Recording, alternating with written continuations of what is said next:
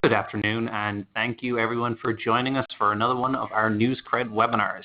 My name is Lee Moroney, and I am a program director here at NewsCred, and I work on our customer success team, helping our clients get set up with all of their program measurement and proving out the success. And I am joined here by our managing editor, Heather Eng, and we're going to be going through how NewsCred does content marketing. Everything from soup to nuts on ideation, creation, distribution, and measurement. And just to go through some housekeeping on this webinar, it's set to last for around about 45 minutes. And the agenda for today is that we're going to go through first an overview of just exactly where the industry is right now and what our perspective is on content and also the value of content, because there's been a lot of shifts and the industry changes fast. So we really want to kind of give our point of view on it. And then we're really going to use that framework to go into how we actually do content marketing itself. And we're going to go through a particular model that we rely on, which we call the attract, capture, and convert model. And if you do want to interact with us during this webinar, please do use the talk to us on Twitter using @NewsCred. And you can all join in the conversation and message us using the hashtag ThinkContent. So without further ado, we're going to jump in, and I'm going to hand it over to Heather to talk through everything that we do in content marketing. So to start, we're going to take a look at the current state of content marketing. And right now, we know that content marketing is no longer a nice to have. It's a must have. Content has been proven to power the customer experience. And at NewsCred, we believe that content marketing is the single most effective way to deliver the right people to your brand. And this in turn results in increased engagement, conversions, and sales. People actually want content from brands. In fact, 84% of people expect brands to produce content. So that shows that content is really an imperative for any brand looking to build a meaningful relationship with prospects and customers. However, 60% of all content created by brands is poor, irrelevant, or fails to deliver. Given those statistics and that gap between the fact that people actually want content and brands failing to create the type of content that people need, how can you bridge that gap and create content that drives value? Well, at NewsCred, we see content as an opportunity to deliver users value at every interaction. It's important to remember that the content you produce needs to be valuable for both your brand and your audience. As brands, it's all too tempting to speak about how great we are and toot our own horns and just produce content that talks about ourselves. However, that's not what customers want. They're looking for answers to their questions, they're looking to be inspired, and they're looking to be engaged and help. So what you can talk about is what is the topics over which you have authority. For example, at NewsCred, we're a content marketing company, which means that we have a lot to say about content marketing. So rather than writing a lot of content around our software and our services, we provide marketers with advice about how to be better content marketers. We don't talk about kittens on skateboards unless it's relevant to content marketing. And it's important to think about content taking many forms. It's not just written content like blog posts and articles. It's pretty much any touch point where you can have an interaction with the consumer. So content can include video and motion graphics, infographics, podcasts, social media posts, email newsletters, and events. And finally, when you're able to create the type of content that engages your consumers and keeps them coming back to you for more, it really drives value for your brand in forms of marketing influence revenue and increased brand equity. So let's talk about how we actually do content marketing. And before we go into the actual content itself, it's important to realize that you have to start from the purpose of content marketing. And this really comes at the first point of what is your goal for content. And at NewsCred, our goal is simple. We want to use content marketing to generate revenue for the business. And it's important to focus on this so that you really do have that North Star and that you do have real KPIs that you can consider to be an end goal of success. But of course, even though we want revenue and we want new customers from our content, we know that this tends not to be a one-to-one relationship. People don't just land on content and then immediately become customers. There is a path that they go through. And what we want to do is be able to measure that path, and we want to be able to make that path as efficient as possible. So this is what we've come up with. This is our model, which we call the attract, capture, and convert model. And these are the three major stages that a visitor to the site will go through in order to find their way down to that real endpoint to prove ROI out of the content. And just to walk through it at a high level, what the attract means is this is the obvious first stage, which is that you need to have really good content, and you need to have a place to bring people, and you need to be able to measure that it is working. And this is everything from, are we talking to the right people, to are they actually qualitatively engaging with the audience, and are they coming back? And once you've got a destination, and once you know that you've got an engaged audience, it's important to make sure that you're actually capitalizing on that and that you're controlling that conversation. Because if you're spending all of your money to get people there, you really want to try and be efficient about getting them back and to keep talking to them, because we know that it tends not to be a single point of interaction. So this is where the capture stage is all about. How do we make sure that we're bringing them in, keeping them there, and allowing ourselves to continue to talk to them? And then finally, once you've got a captive audience, then you really want to make sure that you've got intentional places to send them that will allow them to convert. And this convert can come in many different forms. It could be to a specific area of the site. It could be to a product detail page. In our case, it's people who actually fill out enough information to be able to be scored and then passed off to our sales team to become customers. And just to show you some of the KPIs that we use in these different stages, in the attract stage, and we're going to talk about this more later on, these are really the qualitative and quantitative metrics around the site itself. Everything from the numbers of people coming to the actual quality and interaction of the content. And on the capture side, these are the real tangible lead gen and sort of performance metrics that show that we're owning that conversation. So these are everything from people opting in to actually coming back from those opt-ins. So visitors coming back from our newsletter program, from different channels that we're able to talk to. And then convert, these are those real deep business-specific metrics that have a revenue connection to them. So these are things from marketing qualified leads that we know are worth passing off to the sales team, to people who we pass off to the sales team who end up talking to the sales team, who create pipeline for the company, and ultimately who create deals for the company. And the reason that we have this model is because, like I said, we know that content is not a single journey from content to customer. It tends to happen over the course of time, and it has multiple points of contact. And we know that the average customer of NewsCred will read about 20 pieces of content before becoming a customer. Because we know this, we know that the more efficiently and effectively we can get them to touch enough pieces of content to convince them to become a customer, then the more effective our program will be. So coming off of that and knowing that we have a framework to measure it, what we want to do is we have to make sure we know where we want people to go. And what we've come up with is that we know that there is a particular funnel that works for our business. And this may differ from business to business, but to give you an idea of what this looks like for us, these are the intentional steps that people need to go through along that journey that are very tangible and that really have value to show that they're moving in the direction of becoming a customer. So what we have is everything, once people land on the site in the form of page views, what we really want to do is get them to opt into our newsletter. And we'll talk about the newsletter a little bit later on. But this is really, to us, a very tangible metric to show that the people who read the content wanted more of it and opted in to be talked to more through our newsletter. And then beyond that, we want those people who subscribe to the newsletter to actually take an additional level of action. So we want them to fill out another form, which will provide us with more information about them so that we can actually score that lead and determine whether or not it's a lead that could viably become a customer for us. And then, of course, the next stage is, of all the leads that we do create, how many of those do really turn out to be qualified leads? And how many of them really do get passed off to the sales team? And then, of course, finally, how many of those leads do end up becoming opportunities and customers for NewsCred? So this is the funnel that we use to show not just where people go, but how efficiently they pass from step to step, so that we can really optimize this journey to make it as efficient, as cost-effective, and as profitable as possible. But of course, all of this depends on the very first touch point, which is the ability to attract an audience to your site. And this is really where having quality content comes from. And so I'm going to let Heather talk about exactly how we go through this process of deciding on the content, creating it, and distributing it. Thanks, Liam. So creating quality content starts with having a documented content marketing strategy. And in our experience, we found that marketers who have that documented content marketing strategy are 5 times more likely to succeed. And this is because the very act of creating that strategy sets you up for success.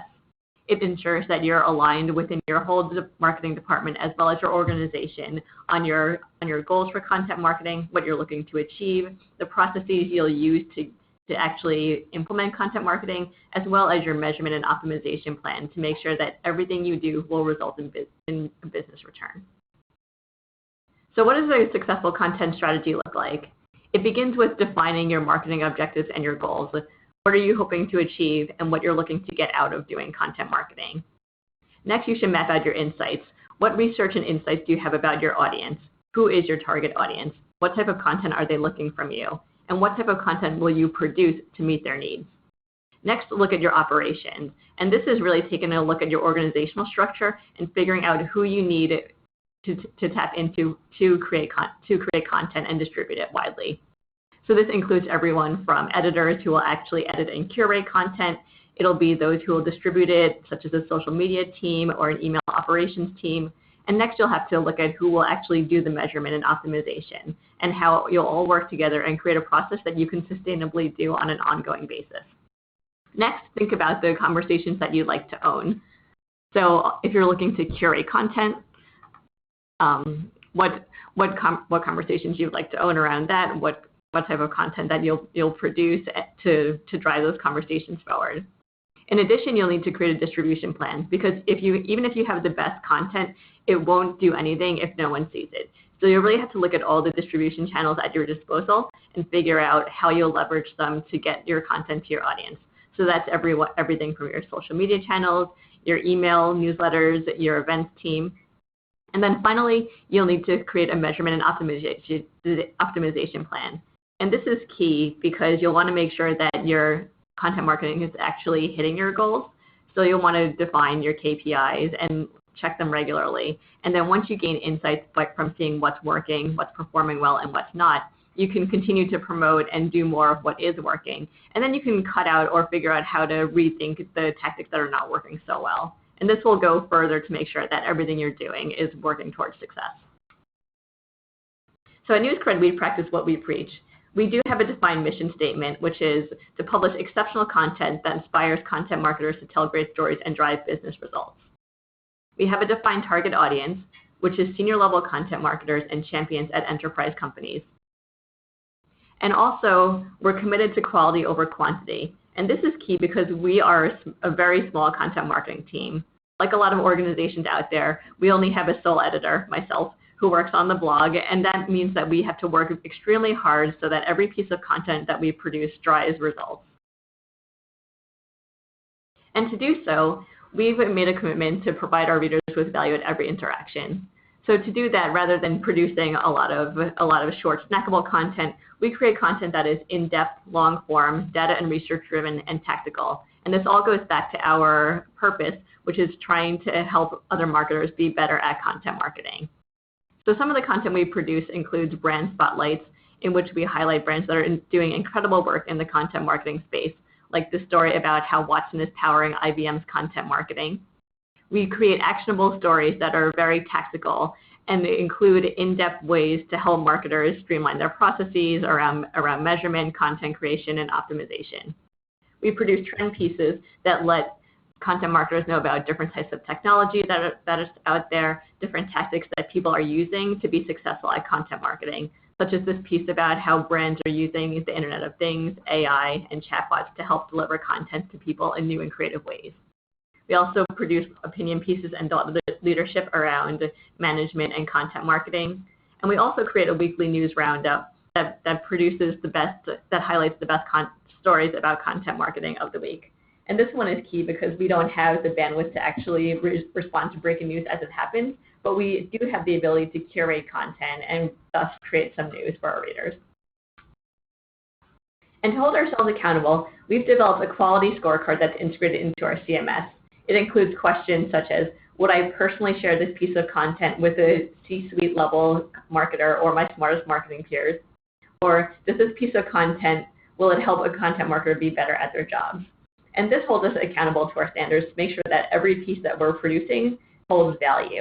And if we feel that the content does not meet those standards, we don't publish it because we would rather publish nothing than something that will drive no return for us. And using licensed content, we've established a publishing cadence that allows us to publish quality content that meets those standards every weekday. And licensed content, for those who are not familiar with it, is basically third-party content that we're allowed to put onto our site from other publications. So for us, that's That's Forbes, that's Ad Age, and a number of other publishers that specialize in content marketing or produce content around content marketing. And this is key because by printing those licensed stories, it gives us the opportunity and the bandwidth to work harder on our original stories and making sure they're at the depth and quality that we'd like. So again, we only publish all of our content if they meet our editorial standards. And we know that the customer journey is more complicated than ever. There are so many interactions where people can reach your brand, and we strive to be in all of those. So for our content to be effective, it must meet audiences where they are. And this is why we distribute it widely across all the channels at our disposal. So that includes Twitter, where you can see that we're very active, LinkedIn, Facebook, as well as our email newsletters, which go out 4 times a week. And all of those drive back to our content hub, which you may be familiar with, NewsCred Insights. So now that we've gone through the process of actually creating really good content and distributing it on a site, what we really want to make sure we can do is determine whether or not the very first step was a success, which is that real top of funnel qualitative metrics for the site. So just to give an example of sort of what our particular tech stack looks like, at that very first stage, what we're looking at here is a combination of site analytics and our own content analytics as well. And this is just to go back to the KPIs that we talked about. These are the things that really determine whether or not the site itself is a success. And the reason I'm focusing on this so heavily is because before you start capitalizing on that traffic, you really want to make sure you have a segment and a method of measuring it that you can refer to ensure that it continues to be successful. So to give you an example of the ways that we look at the success at this level, this is firstly and foremost, obviously, is the traffic to the site healthy? Is it growing over time? And is it growing from the types of sources that you want? Are we increasing our organic traffic? Are we increasing the amount of returning traffic? Are we as undependent, like we don't want to be as dependent on paid media as possible. So really it's kind of looking at where are people coming from and is it growing in the areas that we want? So once we know that the actual site itself is quantitatively successful, that's when we want to start looking at the quality of that traffic. And this is where our site analytics really give us insight that the site analytics like Google Analytics and Omniture don't, which is looking at a deeper level of how is the content resonating with the audience. So we have different metrics of looking at this. We use our own internal metric in our platform of an engagement rate, which is to look at are people actively reading the content. And this goes a bit deeper than your traditional Google Analytics metrics of time on site, where it only looks at people who are actively reading inside of a browser window and not jumping between tabs. So it's really to look at a pure metric of how long did people really spend reading the content and was it the right amount. So this helps us to kind of give that feedback loop of what type of content was actually working, what content pillars were the most successful. And then to go beyond that, then we look at general time on site, really like are people engaging across the site? Are they reading multiple articles? Are they reading multiple topics? And everything really that shows us not just is the site generating traffic, but is the site generating the kind of traffic we want? And are we producing the kind of content that our audience actually wants? And once you get this metric in tune, this is when you really start to have a site that you know is performing well and that you have content that is performing well. And just to give you an example of this sort of in a real world scenario, we produced a piece of content recently, which was our ThinkContent Awards, which was highlighting the 50 best content marketing brands of 2017, which if you haven't already read, I would strongly encourage you to do so. But if we looked at this just from a page view level, then we would have been missing out on a lot of the qualitative metrics, which is that the engagement rate of this, which was a very long article, was actually significantly higher than a lot of our other content, which shows that this was clearly a topic that resonated with our audience.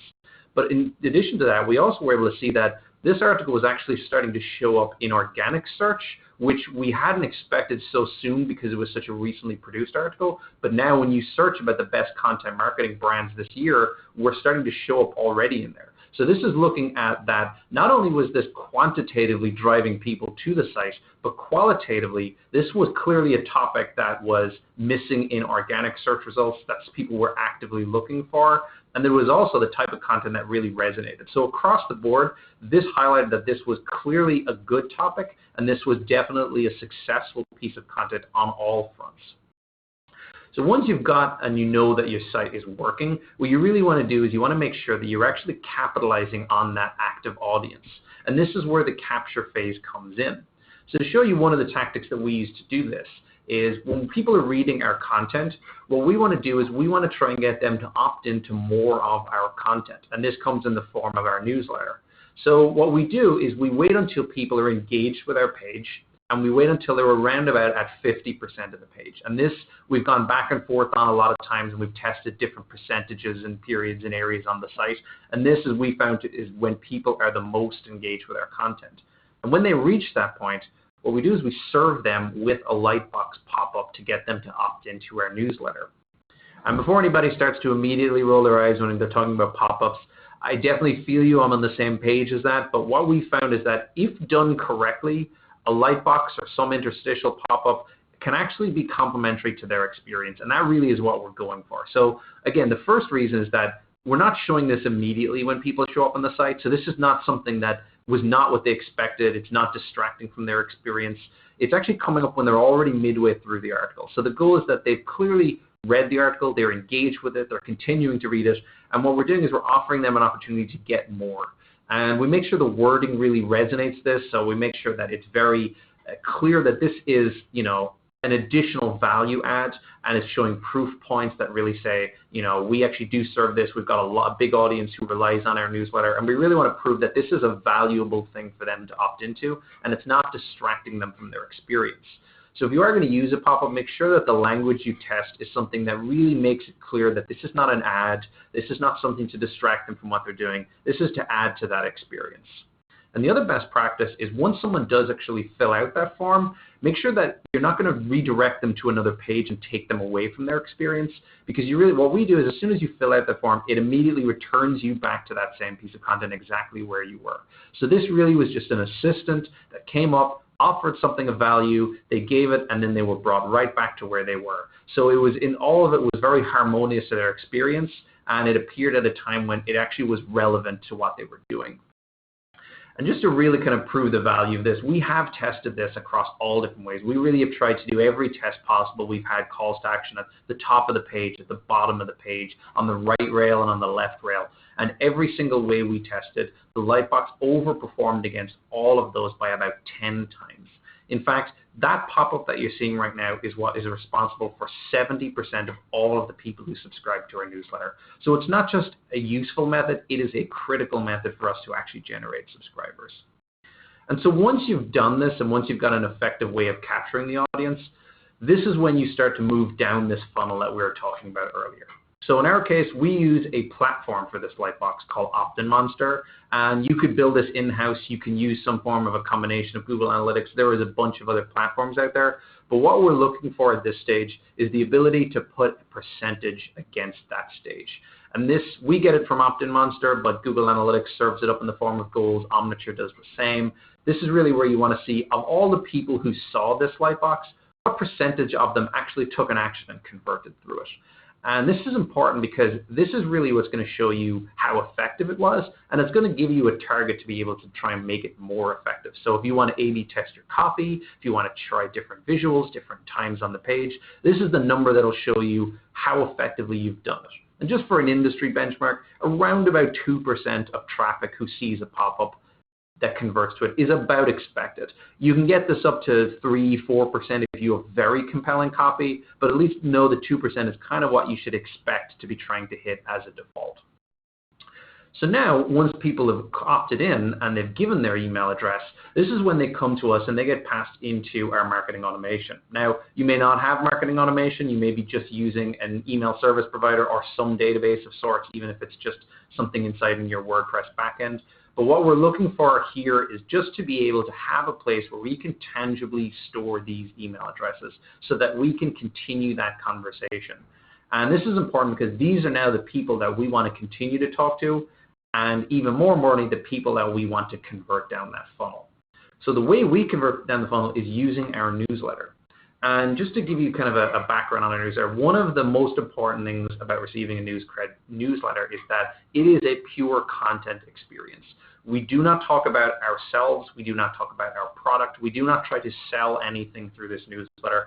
And we think just fundamentally this is important because people opted in to receive more content. And if we serve them something that is not in that, then we are taking advantage of their trust, and then we're actually going to reduce the chance that they really will convert and become a customer. So we really try and be as honest and as sort of like full of integrity with this as possible. So what we do is we serve out 4 newsletters a week, which is a higher cadence than a lot of people may be used to. But because now we've become a mature program and we have a lot of content, we serve 3 newsletters full of our new published articles, and then we do the weekly roundup, which Heather was talking about earlier. And like I said, everything in here is just a link back to the content. But what it does is this is where we'll convert them in one of 2 different ways. The first is we'll do calls to action in the email. So if you're reading an article that's on a specific topic, we may try and also direct them towards higher value forms of that content that might be gated, but also we try and drive them back to the site where we'll try and convert them using calls to action. The reason we put so much effort into this is because we know the traffic that comes from our newsletter converts at about 3 times the rate of traffic from all other traffic sources. So we know that it's not just a good method of getting people to the site, it's also the type of traffic that is most likely to convert. But there's also another benefit of having an email database and a newsletter subscription database, which is that it lowers the cost of your program. So what you're looking at here is this is a breakdown of all of the major channels that drive traffic to our blog currently. And what you'll see is that number 1 at nearly 44% is our email traffic. So this means that nearly half of all the traffic that comes to NewsCred is coming from a channel that we own and that we control. And then even just a step down from that is that organic search is our next most highest traffic, which is nearly a quarter of our traffic. So between these 2, we're generating nearly 70% of all of our traffic from a channel that we can control, that we can depend on, and that we can predict. And that means that we're reducing our spend on paid media.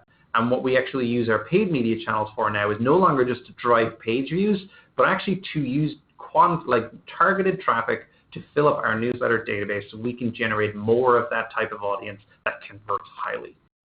So now that we have this audience and we can drive them back to the site, the ways that we convert them are making sure that we have very clear signposting. So by signposting, I mean that if someone is on the site, there's no ambiguity about where we want them to go next. So their journey really has a clear directions and next steps. So everything from landing on the home page, we make sure that we provide them with the opportunity to figure out what is this site, where can I go, and what is the value of it, to also when they're on an article page and they reach the bottom, that they know that there are clear other alternatives, whether or not that particular topic was of interest to them and they want to dig deeper within it, or if they want to span across the site and see all the different types of topics that we offer. What we really want to do here is make sure that we give them clear direction on where they can go next to deepen their learning. And more importantly, what we want to try and direct them to is the really high value content, which is gated. And this is where all of our lead generation comes from. So when people subscribe to the newsletter, we just ask them for an email address, and it's a very anonymous section, and there's really not enough information about those people for us to qualify them. But if they fill out one of our gated forms, then we ask for more information, such as their company name, their job title, enough information that we can say if this person is qualified to actually become a customer. And this is what our lead generation is. And there's multiple versions of this depending on your business model. If you don't want to ask for a very heavy form up front, you can do progressive profiling, adding more information as you go. But the real goal here is this is our tangible outcome where we can say, this is someone who has value that we can qualify, that we can say can and will become a customer of NewsCred. And outside of the website, we also do it through our email, where in addition to using calls to action around the content, what we do is we try and make sure that we're serving people opportunities to get to that content directly. So if someone reads one of our articles and say it was on Google Analytics and they engaged with it, what we want to do is we want to try and make sure that we serve them an email about some more high-value versions of that same topic. So we're really directing the conversation, but we're directing it in a complementary way. So this is not trying to produce something that's promotional or direct response. We're really trying to lead them to something that has value for them and also allows them to provide information that has value to us. So it really is that value exchange, and it's still very true to that content marketing experience. And the combination of all of these things using our newsletter is that 66% of all of those high-value leads actually come directly through our email channel. So this traffic is not just good traffic for generating leads, it actually generates 2/3 of all of the leads that we produce. And like I said, this is all coming from an earned and owned channel so that we actually can control it, we can optimize it, and we can be far more predictive and prescriptive, and we can forecast through this. But just outside of the actual newsletter channel, it is important that this journey can happen across all of our different channels. I'd like to have Heather talk a little bit about how we do it across the entire user journey. Thanks, Liam. So one of the ways that we do that is by creating pillar content. And pillar content refers to a big raw piece of content, so usually starting with one piece of content like a blog post, and then repurposing it so that you can use it, promote it, distribute it, and eventually convert people at all stages of the buyer journey. So for us, this is a real-life example of one that performed very well for NewsCred.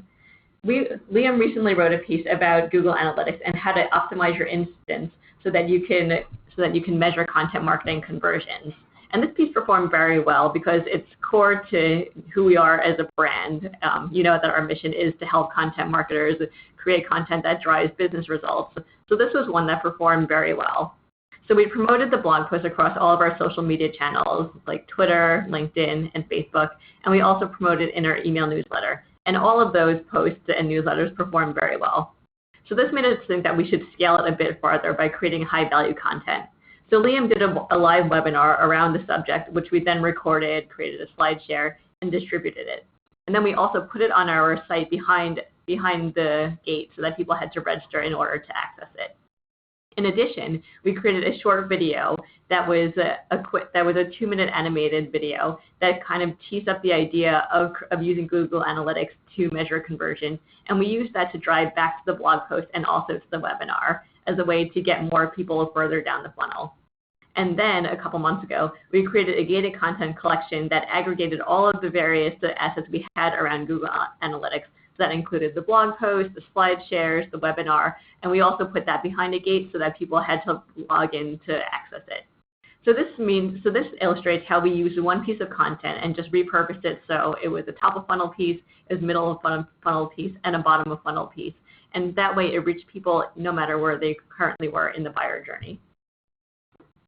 And through a combination of both the email and through social and all the different user journeys, what this really leads us to is the next stage in our funnel, which is connecting things down into our actual business level KPIs. So this is where things push into our marketing automation. In your case, this may be pushing even through to your CRM, but this is really where it starts to connect outside of just the content marketing department and into the departments that really can bring you down to a revenue level. So if you have an acquisition team, if you have a demand generation team, this is where now that bridge is going from your metrics into their metrics.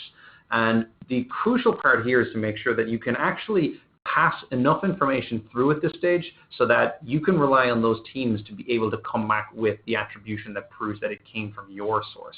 So just to show you what this looks like, this is a screenshot of my lead record in our Marketo instance. And in these records, and depending on the systems that you use and that your teams use, all of these different teams have some way of attributing the source of these leads, the detailed source of these leads, everything that really is that granularity about how they got to being a lead in the system. So what you really need to do at this stage is once you're passing things through, it's important to work with your attribution team to find out what the best practices they use to make sure that as you pass information through, you're passing through in the way that works for them so that you'll be able to follow that journey all the way down to the end and make sure that you're getting credit from the very start of it. And there are best practices around this. Definitely work with your teams. But what we do internally is we make sure that we attribute the source of these things, depending on whether it's through the form, depending on where they log in, we attribute everything to the high value piece of content that people come through. And the reason we do this is because because so much of our traffic comes through the newsletter, we don't want to just have a single data source saying this lead started with the newsletter, because that's not really going to give us any actionable feedback so that we can really strategize against it. So we take this into account and we do tag it, but whatever that high value thing that converted them for, that's what we consider to be the lead source. So in this case, the webinar is what shows up on this lead record, and this shows us what those gated assets were so that we can create more of that and actually have a more effective channel. And once you've got a good attribution system and once you work with your attribution team, that means you can actually follow it all the way down to the funnel for all the different stages that follow, from meetings to ops to deals to retention, everything. As long as you pass through the information, you'll be able to get the credit. And we don't just know this in theory. We know that this is effective for NewsCred in a very significant way. In fact, 40% of all of the revenue that we generate as a company is attributed back to content marketing as a first touch point. So we don't just know that it has influence, we know that it is directly responsible for revenue. But it is important to look at what the value is around that, which is that we know that even though we generate 40% from a first touch, we influence 100% of that revenue throughout the sales cycle. So even if people come through a sales channel, if they come through some of our events channels, we know that we are influencing those people and we're talking to them through our newsletter, through our different mediums, but we know that content affects and touches every single point throughout that journey. And because of that, we really want to make sure that we can measure that and get the credit for that. So we use our own system, but you can work with your different teams to make sure that if people are interacting with your content, you're able to get that credit and you're able to see what that halo effect of the content was. And it can give you some insights that you may not have been able to see, and you can see value in content that you may not have known about. And I'm going to let Heather give you an example of an article that she wrote that really showed us what that lower level influence meant. Thanks, Liam. So this piece of content, it was how to scale content creation for every stage of the buyer journey. And it's basically an in-depth technical article that walks you through every stage that we discussed previously of scaling that Google Analytics article for all stages of the buyer journey.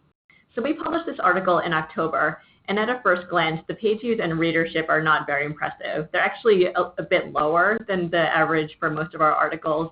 And in terms of engaged time and engagement rate, it's about average, if a little bit on the lower side of what most articles achieve.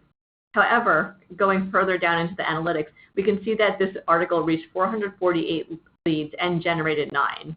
But even more impressively, it influenced 6 deals and almost $1 million in revenue. So this shows us that this article, even though it reached not that many people, it reached the right people. And this is very important because were we not able to tie it back to deals and revenue, we would look at it and think, oh, this article didn't really do that well, let's not do anything about this in the future. But because we can actually tie it back to business results and revenue, we now know that articles like this are strong performers. And once you have all of these different steps in place, and once you're working with attribution and you're getting that full end of funnel effect, then you really get that full funnel experience. And this allows you to do some very powerful things. First and foremost, it gives you the ability to prove at a revenue level or a business value level just what your content was able to contribute. But it also allows you to be able to look at each different stage of that journey and try and get a more effective way of driving people through it. So having the different percentages allows you to test different things like, how do we get more people to opt into our newsletter? How do we make our newsletter more effective at converting people to the leads?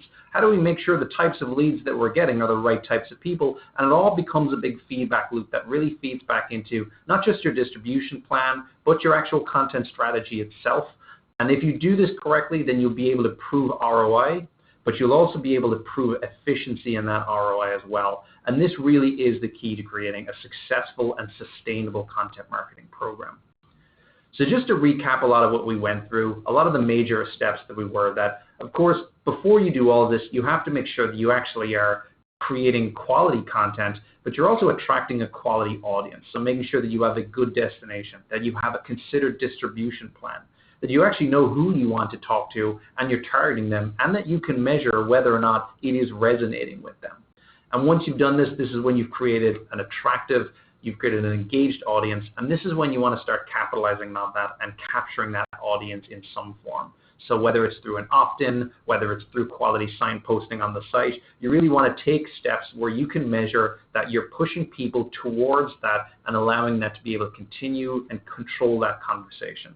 And once you've successfully done that, you really want to make sure that there is a desired next step, that you have an ability to push that captured audience towards something that allows them to convert in a way that pushes them through the funnel and starts to connect them to something that has a real business value, whether it's lead generation, whether it's pushing people to a specific area like a product detail page, somewhere where you can now bridge that gap between your metrics and the metrics of your acquisition team or your retention team or your demand generation team or anyone who really can bring it down the funnel to a revenue level. And then, of course, once you can do that, make sure that you're working with those teams so that you actually are passing through the kind of information that they want you to pass through so that at that very end of the funnel, you're able to attribute it right the way back to your content. but also not just look at what you attributed directly as a first touch, but also try and figure out and work with the teams to see what that full halo effect was, all of the different touch points that you had throughout that journey for all the different lead sources to really get that full omni experience of what the value of your content marketing is. And if you can do these steps, then what you'll end up with is a profitable and provable content marketing program that will really show value and will really show business-specific value. So thank you to everyone who joined us today. I really hope this was useful. Of course, we're going to be sharing around this deck to everyone, and we're going to be putting out a recording to it. Again, if you do have any questions, please do reach out to us. Please do chat to us on Twitter at NewsCred, and always use the hashtag ThinkContent so we can really keep those conversations together. So I just want to thank everyone who took the time to listen to us today, and I especially want to thank Heather for joining us and really passing on some of the really great information that she did today. Thank you very much.